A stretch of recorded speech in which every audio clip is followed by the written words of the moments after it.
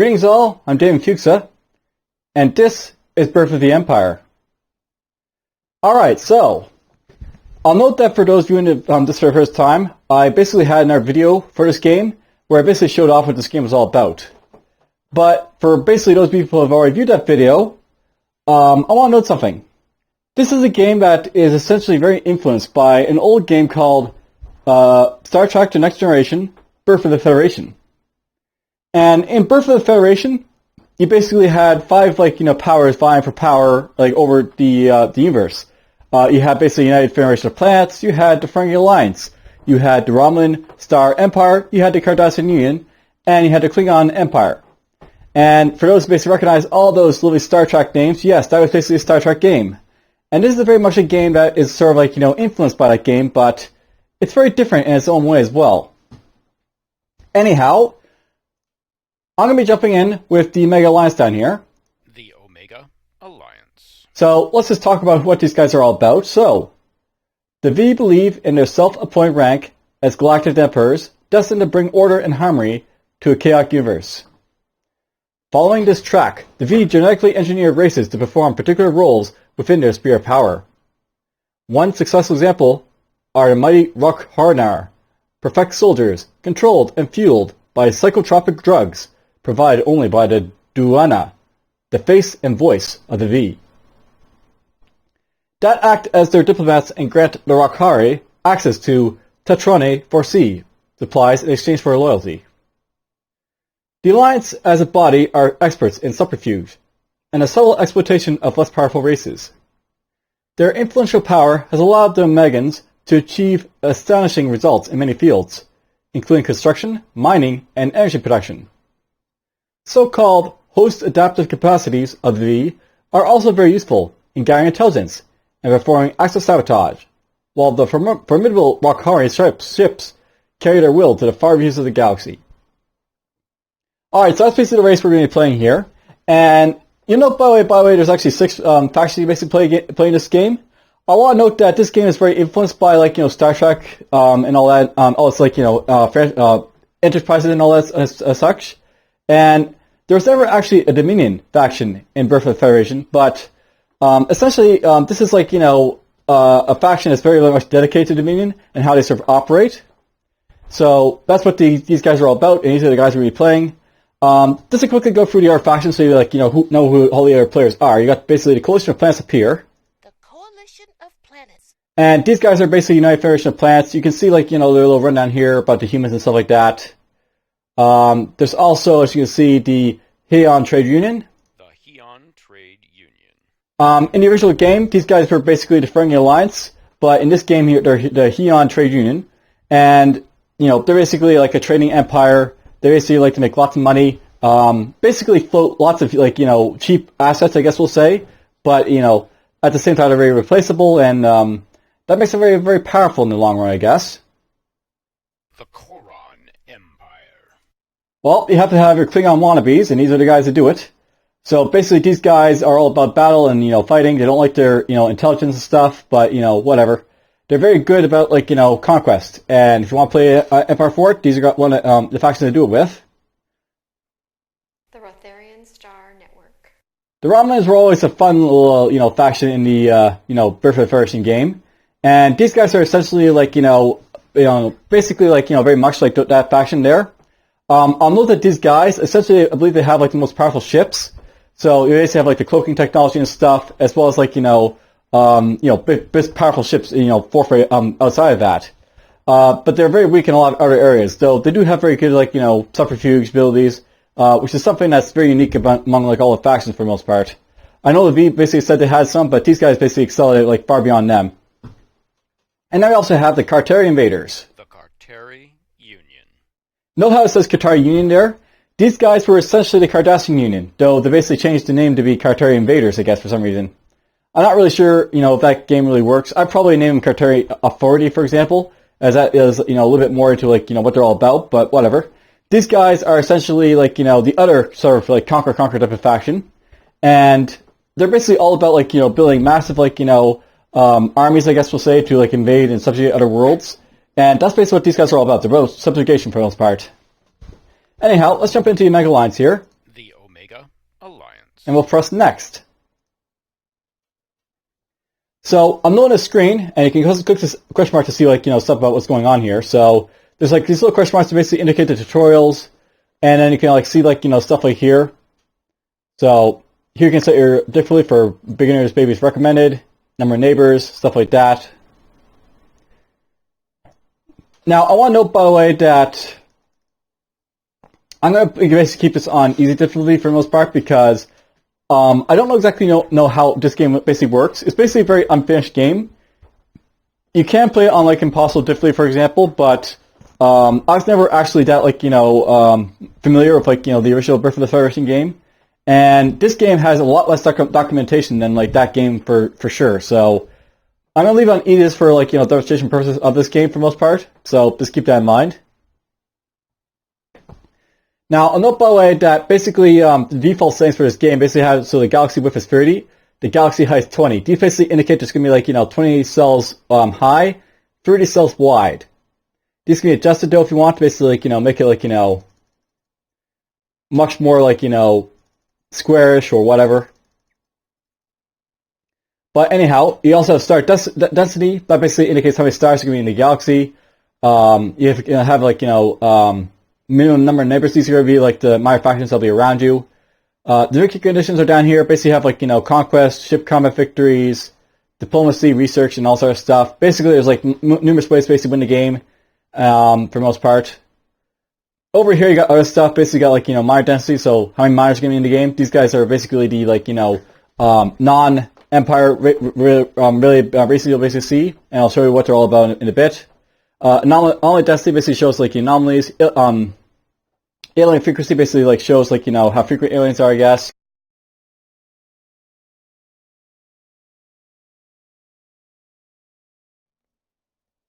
And yeah, I'm not by the way to show sound for the title screen or this setup screen. So my headset just cut out there for a moment. But anyways, I'll note that the aliens frequency basically indicates how many supernatural aliens, I guess we'll say, are out there. These are the crystalline entity from Star Trek: The Next Generation, or gaseous blobs of amoebas and stuff in space. That's what this stuff is all about. So if I set this really high, you get a lot more of those guys.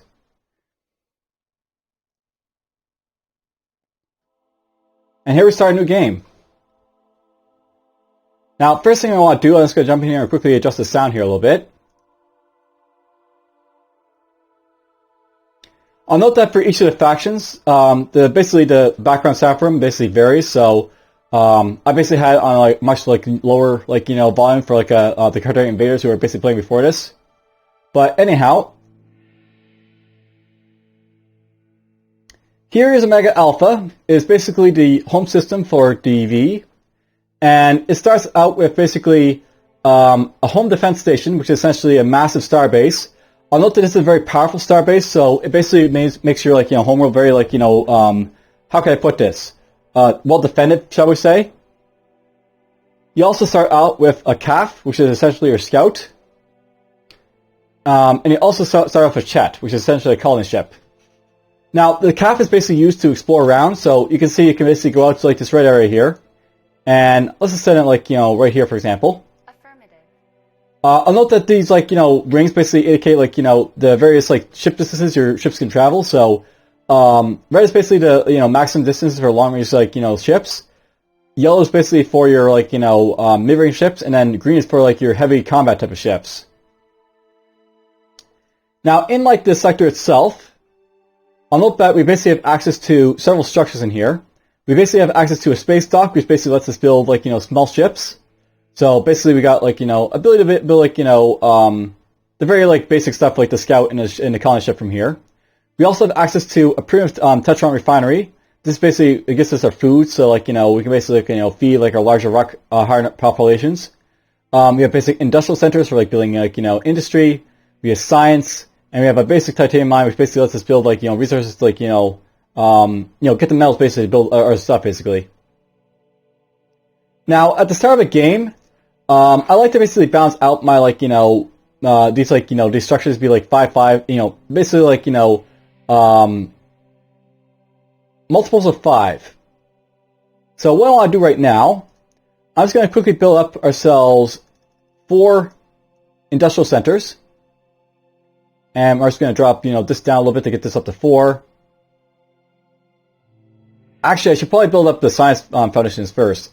I'll note in this game that, early on, it actually makes sense that you want to build up your sciences really, really fast so that you can basically, get better technology. So let's just build 6 basic science fountains. These are basically, my, where I basically have the Dawn is basically incorporate their, assignments to do research and stuff. And we're just going to quickly drop this down again. I'll note up here, by the way, you get your productions and stores and stuff like that. I won't basically run out of food right away because I have a storage basically at the start of the game for my amount of food, but we have to watch out for this as the game goes on. Now, note by the way, there is a manager in this game that you can basically use to basically distribute your your industry and intel and stuff like that. But for the most part, I don't really like using this for too much. So, well, I'll try showing it just to show it off. Basically, a system manager. This basically lets you manage how your different assets are gonna be maintained and such. For the most part, I basically want to focus on getting my research up the maximum, basically fill it all if I can. And I could disable this right away, but actually keep it enabled for now. So basically, we delve into our stores of food for now, and then we'll go in here for. Well, that'll be fine for now. Now, if I basically go to my production, you'll see that this is all grayed out. Basically, what happens here, the game is basically having to manage as you can see, distribute the stuff. So I'm getting my maximum science right here, and nothing's basically going into industrial center because I basically have to put a little bit in there, I guess. So let's just put in 5 there, and boom, now I got 5 basically. That'll let me build my basic science fountains right away for a little bit. I'm not gonna get titanium, so I probably want to have at least a little bit of that going on. So let's just drop this down to 3.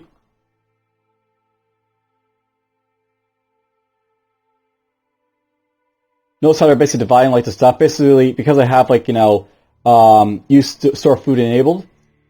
If I disable this, now we're basically showing negative decimals for food because basically we're not using the food that we basically have. But I really don't like using the manager for the most part because I like to manage myself purposely myself just to sort of get the best out of it without screw myself up. I might use this a little bit later, but for now I just want to basically keep it sort of at a distance, the manager, and just do it hands-on for a little bit. Now I'm not gonna move my colony ship right away because I don't know what's in these other sectors right now. There could be hostile aliens around, I don't know. But, well, I suppose I could just to show off. You can use your colony ship basically to explore early on, but I like to basically use the scout to look around itself first, so that basically we don't run into anything bad. But anyhow, let's just do that, and we'll press end turn. Alright, so it says there's a worker source on a Omega Alpha system, and by the way, there's tutorials in this if you want basically to see what's going on here and stuff like that. On the Omega Alpha here, by the way, I don't have the labor basically. I've only got a population of basically 13 billion at the moment. Basically each billion population is a pip on one of these little things right here. But I don't have any more population to dump in here for the most part because I don't have basically any population to dump from any of these other places there. But we're just gonna do this right now. That's gonna further kill my my food there though, so I want to watch out for that a little bit, but it's fine for now. You know what? Let's actually go in here. I'm gonna drop out my titanium because I don't really need it just yet. Basically, we start off with 1,000 titanium, so I'm gonna use it to mitigate some of our food loss there, and we'll just do it that way for now. All right, so we basically had my scout and my colony ship go out to these other places here. By the looks of it, we basically found. A couple of geocrystalline planets. These are basically young but large worlds. I think Earth back before a lot of the very life was basically being present. Basically, as you can see here, it would be limited to primitive single-celled organisms. So basically, the start of life is going on these planets here. We also have a Marshall planet, which is basically a rocky, barren surface with little water. So basically, this is Very simple plant for the most part. Over here we got a bunch of glacier plants. These are essentially like, your ice-covered plants that are basically going to be abundant in water, but it's very frozen for the most part. Basically, as you can see there, in real life, the Jovian moves of Europa, Callisto, and Ganymede could be considered Class P plants. If like you could consider moon's plants. I'll note that this game doesn't consider moon's plants, but whatever. We also have access to geoinactive plants. These are young plants that are geologically inactive, hence the name. And may be covered in ice or frozen gases, so basically Pluto is like a geoinactive plant. By the way, note that we got like this nice little radius basically.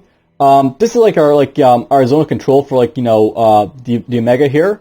And as we basically expand into a territory, we'll basically have like more expansion going on where we'll basically control like more areas and such.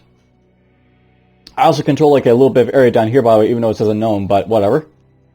Yeah, I'll note by the way that at the start of the game and this game here, you actually have to uncover your space. So you don't know what's out here until you basically move your scout to basically explore it. And I want this guy maybe to go up here. Affirmative. Now for this guy right here, I'm just going to have him to start to basically do some terraforming. Designate a planet for terraforming. Terraforming will basically let me be able to live on these plants. So I'm not sure I want to colonize these plants. These are systems that are very sort of meh, shall we say. They have some resources on them, but for the most part, I probably just want to make these basically secondary targets for colonization until I can find better plants, for example. Oh, you know what I forgot to do? I'll note by the way that you also have a research going on in this game, and something I actually want to do. I want to pump all my research into basically getting to propulsion tech level 1 right away. Right now I had to divide between all my 6 sectors, basically food, energy, computers, construction, propulsion, and weapons. I actually want to have it all in propulsion so I can basically explore more at the start of the game. You can also do ship design in this game, by the way, so just to throw it out there, basically you can have transports here. There's the Shet. I also have access to a simple the Nora fighter class, which is basically as you can see a very very small attack vessel, probably piloted by one guy in it, but whatever. And then we got ourselves a scout. I'm just gonna drop the scouts to initial shields down. You can actually adjust if these guys have weaker or stronger weapons. For the most part, I don't really care about these guys having much weapons for the most part because, well, for the most part, they're just disposal of these guys, so I'm not gonna worry about them for now. All right, so that's the start of turn 2. Let's just press end turn again. Ooh. All right, so this is basically a random event that can happen in this game. So much like other for Exodus, basically you can have these random events pop up, and in this case, the hull virus invested all the ships in Omega Alpha. So what this did, Has been completed. this caused our lovely starbase to go down to a hull of 1. So that's really really bad for it because now it's basically got only shields to defend itself. And anything that ignores shields and there is weapons that can ignore shields will be able to basically trash this starbase immediately. So hopefully that can repair it. I've never actually repair starbases. I've usually had that happen to ships, but oh well. Let's just go in here. We'll just basically start terraforming that. Now it looks like there's a planet up here, by the way, called Wenzin, or a star system called Wenzin, by the way. Now I should probably note, by the way, that it's worth knowing that basically these stars, they can actually dictate what's going to be around them. So white stars basically dictate that we'll have a lot of B, A, and F star stellar classifications in it. If I was to go to this purple star, for example, this is going to have very variable, I guess we'll say, type of planets in them. So basically, this type is only recently discovered. Make it possible to detect on-site short range, blah blah blah. They're pretty variable, but all have a young star age in common. So basically, got a lot of young planets in these young stars here.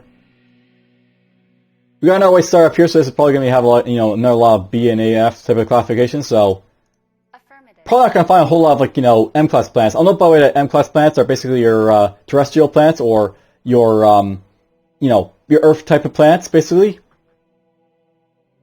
And of the other planets in here, by the way, we also have access to the R planet up here, which is basically a rogue planet. rogue planets are very interesting because basically they basically don't orbit the stars. And I actually don't really agree with like rogue planets being like in like these like systems with stars, because they should be like out on their own for the most part. But whatever. That's something I actually like really liked from that other Forex game I basically played recently. Interstellar Space Genesis, whatever. Alright, we're basically having issues over here again.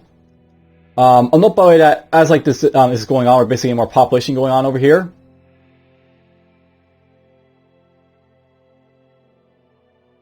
But whatever. I'll basically keep pumping up my science for now. Eventually what's going to happen, I'm going to have to like, basically throw my like science in like producing food. But for now basically I'll just pump up the science so that we can basically get research done for this. And this is even worse than the other systems that I've basically found so far. It's just one little H-class planet. These are basically like, desert planets. So, I guess this would be like, Mars. In like, in terms of like, what it is. Affirmative. Up here, by the way, we've got ourselves a nebula, by the way. So this is like an anomaly. So, this is a Metreon nebula. Consists of high amounts of electromagnetic ion particles. Basically, this will discharge and like destroy your shields in battle. So, if I go in there, no shields. Alright, so this is slowly repairing up a little bit, so we're basically getting 10% of our like health back each turn. That's good. Basically, that's the nice thing about starbases. They repair your like your ships, or I guess like themselves as well. So there's that.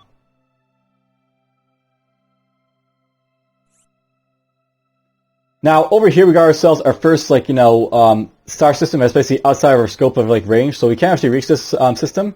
But when we do, red dwarfs are all red-orange color and make up at least 7% of all stars in the Milky Way star.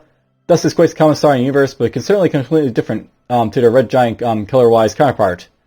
Red dwarfs weigh between 1/10 and half of the mass of a yellow star, and also possess one of a small luminosity on their surface. So basically, red dwarfs are they're completely different than our red giants. So that's what these guys are. Affirmative. Let's send this guy down here, I guess, at this point. We're slowly like terraforming that over there. There is an Omega Alliance scientific breakthrough. Alright, so we basically got ourselves continuing drive. This is basically an upgrade to a propulsion. Now, I'll note by the way that that's not going to do anything right away for us, but it'll basically let us like start getting up to like level 2. At level 2, we basically got ourselves a nice little upgrade to our scout. That'll basically let him get a little bit longer in his range to basically explore around. So that's basically why I researched that right away. Over here, by the way, we got another anomaly. It's a radioactive nebula. If I go in here, I'll basically have a total loss of crew experience, so not a good thing, by the way. So organic life forms will suffer instant death after shield collapsing, apparently. I'm not sure that means that you'll basically lose all your crew experience right away, or if you'll lose it as soon as like the shields go down, but whatever.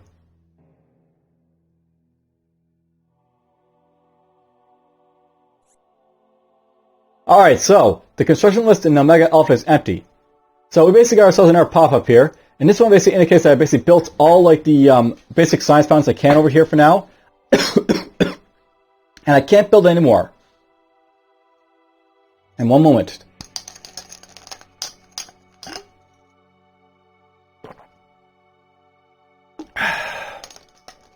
Gotta take a swig of water because I'm basically explaining a lot here. So, basically at this point, we basically built all the, like, the science fountains we basically can for now in, like, Omega Alpha. And that'll be good for, like, some initial research and stuff right here, so I'll just leave it as that for now. I'm basically going to focus now on basically building up a few, like, basic, like, industrial centers for more industry. And we'll basically build up maybe, like, a few more food processing centers, I guess. Let's see here. Right now I have, like, this 2 going on here. It's giving me some food. You basically want to, like, try and, like, get, like, enough, like, food basically being produced to, like, feed your entire population. So I'm not really getting a whole lot of food, but I'll be able to upgrade this as time goes on. We're just going to go with a simple, like, 4 free 2-step at this point to basically get this stuff going on the way.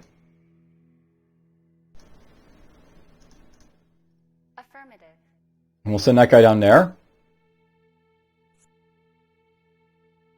By the way, if I want to, I can basically skip turns by pressing end turn, so we'll just do that. There's lots of, like, you know, systems over here, which, you know, nice to see, so at some point, I may want to basically just colonize this planet just for a simple reason that I'll be able to build, like, you know, a space dock so I can basically explore over here a little bit faster. We'll send this guy down here at this point.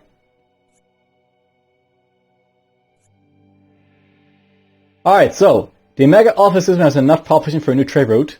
I'll basically show off what this is all about when we actually find someone to trade with, but for now, that's just not, you know, you can just ignore that. Alright, we are ourselves a yellow star over here. Yellow stars are considered to be favorable for development of life, because they represent stable middle-class stars with rare constant environmental conditions. I.e., this is where we'll find our terrestrial type of planets most often, so we might be sending our spaceship down here in a moment, the space colony ship over here. There is an Omega Alliance scientific breakthrough. Awesome. So basically, getting this like, you know, research here. An alien culture has been encountered. Ooh.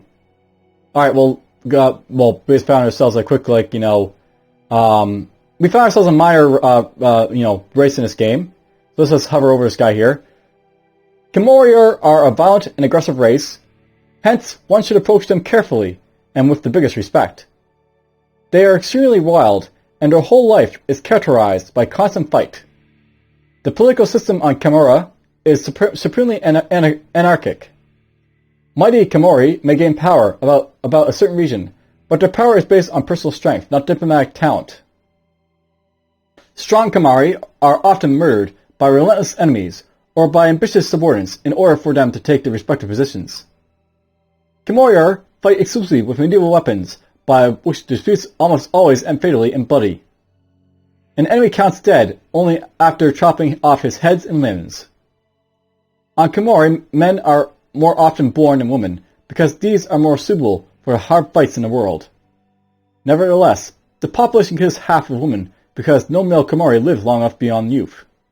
So, there's something very interesting. Basically got, like, you know, a very high, like, you know, male to female ratio, but because, like, you know, the males get killed so often, they're basically, like, you know, on parity with the females. These guys are basically warlike and hostile, and they're very undeveloped, so basically this is, like, you know, we'll say, like, this is like an Iron Age type of civilization here. They basically have access to a couple things here. We got basically the Kimori army, so despite many reform programs, the Kimori still need to fight. This division of warriors will satiate the Kimori's desire for combat, whilst also securing the world from outside threats. So, there's something very interesting. Basically, it's a structure that gives you a nice little increase in morale for, like, the Kimori, but it also gives you a nice little, like, you know, boost to, like, ground defense, and a ground defense bonus as well. And then there's a factory program. The installations of a factory program will give the Kimori much needed focus as they emerge from their dark age of war and conflict, and approach a renaissance of industry and productivity. So, you know, like, build this base to boost up their, like, you know, industry and such. Alright, so, we've established contact with the Kimori. They are right here. And they actually have access to two very nice big, like, you know, terrestrial planets here. So, they're going to have, like, a population of at least, like, you know, 47, like, you know, billion at some point, just from these population, like, these planets alone. And on top of that, they'll also get 16 billion and 2 billion from those planets right there. Now, you know, by the way, that my, like, you know, race of, like, exploration here will expand with my scout. That happened at tech level 2 here, so I basically got what I basically want for my tech here. We'll just drop this down to 0 again. And let's just quickly get construction tech going up next, I guess. Basically, in the propulsion tech 2 lets me get, like, you know, my, like, ships, my long range ships go up a little bit faster, or longer, basically, so I'm basically able to see a little bit more of this guy. And that'll be, like, good for, basically, you know, exploration if I want. Next, you're going to go here, I think, you little scout, and then we'll basically see what's, you know, in these squares right here. Now, I'll note, by the way, because these guys are hostile and warlike, they're probably, most definitely going to declare war on me. That's just what, like, you know, hateful, like, you know, miners will basically do on you, so we'll probably see that happen next turn.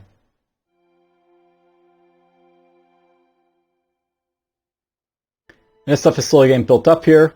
Alright, notice, by the way, that we basically have a food issue at this point.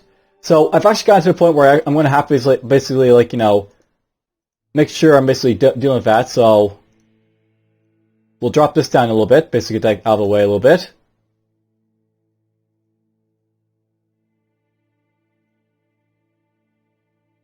You have to basically like, you know, be very careful managing like your like, you know, early plants if you're like going to be like kicking manager off, because obviously it can like, you know, screw you up very, very quickly if you start having like food issues. And by the way, I'm basically like using like, you know, 7 of my like, you know, primitive like Tetron refineries here. I'm not even at like, you know, half my population yet, so I'll be very, very careful of like, you know, getting this like upgrade pretty, very fast, I think. So I may want to actually like focus on hydroponics instead of like, you know, the construction here, just so that I can like, you know, get like better farms. So building this will mean I'll be able to get like the better industrial centers, which basically means I'll be able to like, you know, build these faster. So there's that. All the decisions you have to make in this game, basically. Lots of good decisions. Terraforming has been completed. And there we go. The Kamari declared war on us. The V are looking forward to having a war with the Kamari. Prepare to be perished by our forces. War. Now, note by the way that when a Maya declares war on you, it's very, very, really... How can I say this? It's not really all that eventful for the most part. Basically, Mayas will declare war on you, and like, you know, they won't really do anything. Like, they won't leave like their home sectors, even if they're like space capable. So that guy's just basically going to sit there until you either conquer him or, you know, something else happens for the most part. Now over here, by the way, basically I'm actually terraform another one of these plants. So let's have this guy basically keep going and terraforming stuff. So we'll do that. Affirmative. Let's have this guy get down here.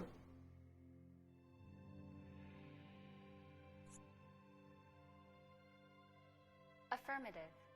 I didn't like check this plant, by the way, but I'll note this is actually a very good like, you know, system over here for colonization.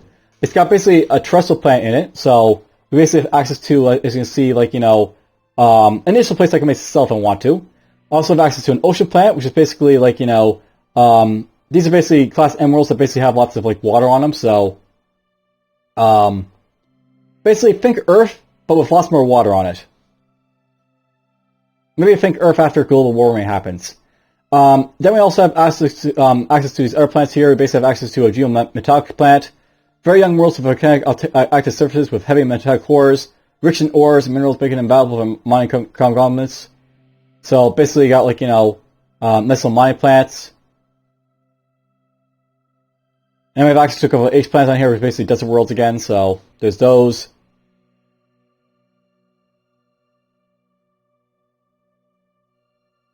Now, in way you can actually see like what resources are available in these plants by like looking down here. And this is actually a pretty good place for doing like mining, I think, at some point, specifically of iridium. So if I do that right away, I don't know, that'll be a little bit far off. I'll note that some of these like resources here, you basically have access to titanium right away. And then you'll eventually have access to like, you know, all these resources in order of like, you know, as they appear down here. Excluding like, you know, the last one here, which is basically like your starship fuel. This right here is your starship fuel, by the way. But basically, like, you know, iridium will be like, you know, the last of the resources I'll be able to find for this plant, so there's that, but whatever. Let's see here.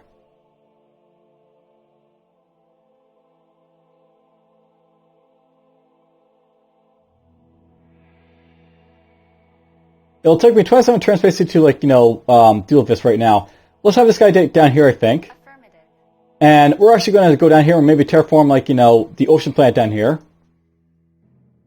And then we'll probably just, like, you know, colonize, like, Tribolia right away. There is an Omega Alliance scientific breakthrough. Alright, so we basically have access to, you know, better industrial centers and titanium mines. This will allow us to be able, like, you know, to basically gather, like, you know, resources and, like, you know, construct buildings a lot faster. We also have access to the deuterium refinery, which basically lets us get, like, you know, our spaceship fuel for, like, you know, preparing our starships and all stuff like that.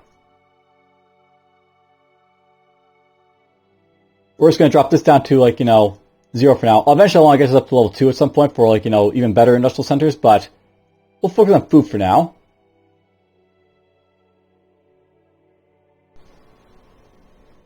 Now, note by the way that I have to be very careful with, like, you know, basically how I can like manage my systems and stuff like that. Right now, basically what I want to do right here, I want to basically focus on getting this up as fast as possible, so I'll basically try and get this up in 5 turns right away. Now, if I want to, I could try and buy stuff, but I want to basically save my money in case like I want to like spend on something else. So essentially, like I'm gonna try and like just use my like my industry power from like Omega and Alpha to basically build this like industrial center advancement for now. This guy made down here. Let's just use him to terraform the ocean planet over here, and we'll basically get that underway. Colonizing both these planets will basically get me 17 billion for like max population of this world, and later when I terraform the other worlds in here, I'll be able to get like like the rest of like the population, but that'll be fine for like for now. Just getting like what's there. Here's a continuing rip, by the way, another like anomaly. This one basically destroys all ships entering, so you don't want to basically send ships to this area, of course. Affirmative. Affirmative. Let's have this guy get up here like this.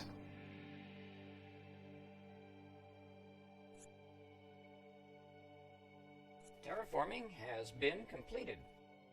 Alright, so terraforming is done here. Now, I could actually keep terraforming these other planets, but they're going to take a little bit like to terraform these planets, so I'm probably going to hold off on doing that. And instead, let's just have this guy go here. He's just going to colonize. Colonization is underway. And we'll basically get triple colonized, and I can like use it to do other stuff instead. This system is now part of the Omega Alliance. Alright, so citizens celebrate the colonization of the Tripolia system.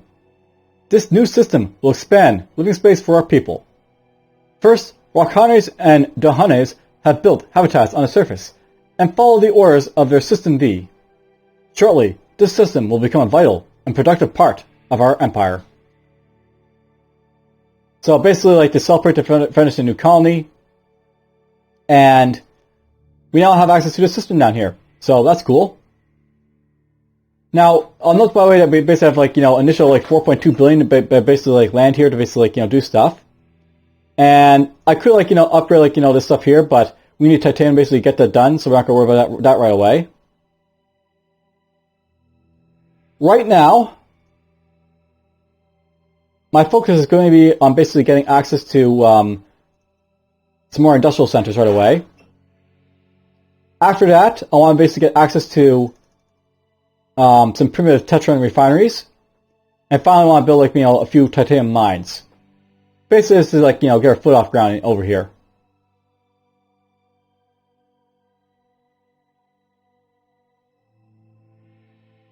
I'll note by the way that the starbase here has got its hull back to full, so basically our fully repaired starbase. And if I go to Omega, you'll basically see like they're slowly building up this like industrial center, so that's good. I also want to upgrade this titanium mine as well, but we'll worry about that when we get to it.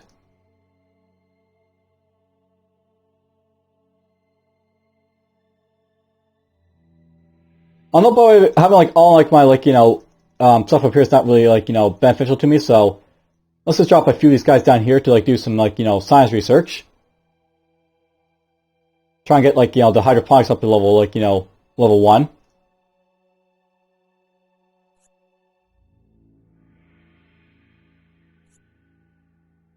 Alright, so our construction is done in Omega Alpha. And we'll have this guy as like, you can go right there, I guess. Affirmative. By the way, note that when I like, move like through like these like sectors here, I can like move through like, these sectors easily enough because this is not really a hostile like, anomaly. It won't actually destroy my ship.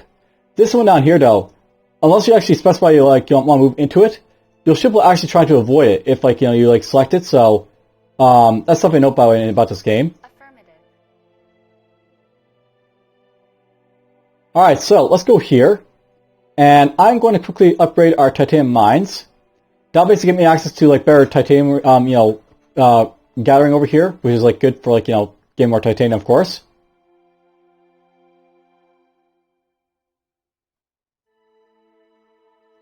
Over here, I'll note by the way that I want to make sure I'm basically getting like, the maximum amount of like, industry going on, though it won't actually help right away, so don't worry about that, I guess, just yet. We'll get more food, I guess, for now. Or, no, we'll go for titanium. I'll note basically I don't have any titanium here, so it actually makes sense for me to basically try and get as much titanium here as possible.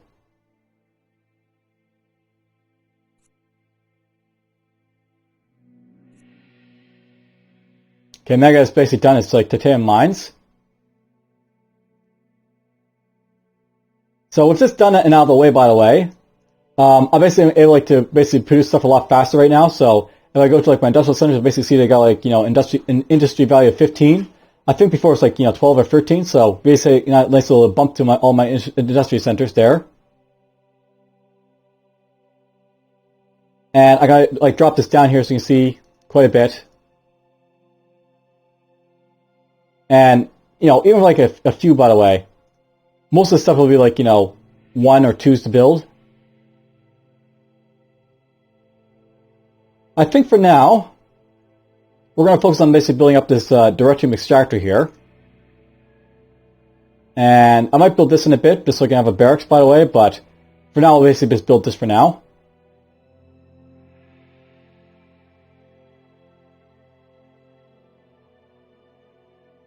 And apparently I just gained some titanium, but that's fine.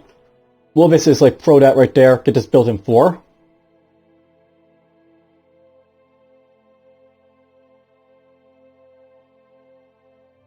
I need to get just a little bit more, population here, so probably like the next turn I'll be able to like, move my guys around a little bit because they're basically 5 billion now. So, end turn, system, 5.2. I now have basically 5 pips that I can make use of here, so let's maybe just do this here, and then I can like go. It's not really going to help me anymore as before, I guess, so whatever. Let's leave it like that for now then. By the way, here's Demeter. It's got himself like basically grew crystalline as we saw before, but it's also got this N here plant, which is basically a reducing plant. So barren and rocky with extremely high surface temperature caused by intense greenhouse effect. Their atmospheres are extremely dense, comprising mainly carbon dioxide and corrosive sulfides. So I'll note that this is basically like a planet that's very similar to like Venus. Now note by the way that says some class N planets may also fall into class X, Y, and Z demon planets. So you'll see what those are later on, but essentially the demon planets are very much like you see like Star Trek, by the way. They're basically unlivable planets for the most part. So that's basically like on like the brisk of like what is livable right there, this N planet right here. Affirmative. Let's have you get over here.